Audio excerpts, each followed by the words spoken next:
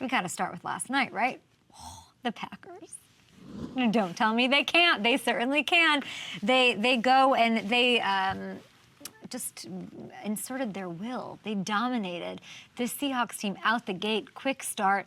After that loss, they needed this one, and they got it exactly how they wanted to. Jordan Love looking aggressive. I know people have their questions about him, which I do think are valid, but not right now, not after that, okay? A lot of the 12s mad at me for calling them a cute little fan base. Jokingly, of course, to Luke Kuechly, to the like, to the Rams. But this got out of control very quickly and in enemy territory. It felt over by the end of the first quarter. Jordan Love, 2 drives, these amazing touchdowns.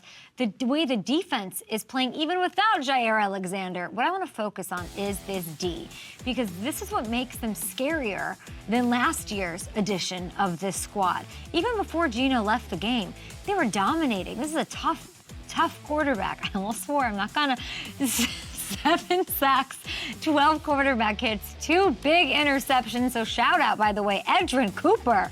What a linebacker this guy. Is he the best linebacker they have? He made plays in all those categories in his return after missing a month. The Packers shut down every phase of the Seahawks offense. They weren't doing this at any point last year. This makes them scarier. Makes them scarier in the NFC North because you're looking at what the Lions don't have on defense. We're looking like a complete team. We're looking at a team that's going on a little run.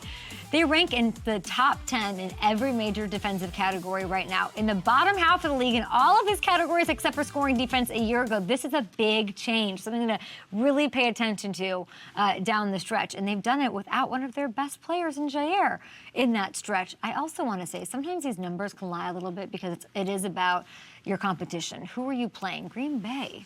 Who are they playing? They've already played 10 offenses that rank in the top optimal offenses, top half of the league, including the Lions twice, and that's the team you want to beat, and it's also what they did to the Seahawks, who they took down and stifled last night with Geno and without Geno. I'm not saying it's exactly the same, relax Chiefs fans, but the DC switch from Joe Barry to Jeff Hafley, it's giving Bob Sutton to Spags energy, okay? And that's what we saw in Kansas City a year ago. Chiefs fans, psh, I'm not saying that. I know you're feeling it this morning. We love you. We're going to talk about the Chiefs. Of course, they play on Christmas. They play the Texans on Saturday before they get to take on those Steelers at a big loss. We're going to get to all of it right here. But I think it's a big part of why we're seeing Green Bay getting the 4th best odds, okay, to win the NFC at plus 700. By the way, Eagles, we'll get to the Eagles. Not the interesting, FanDuel.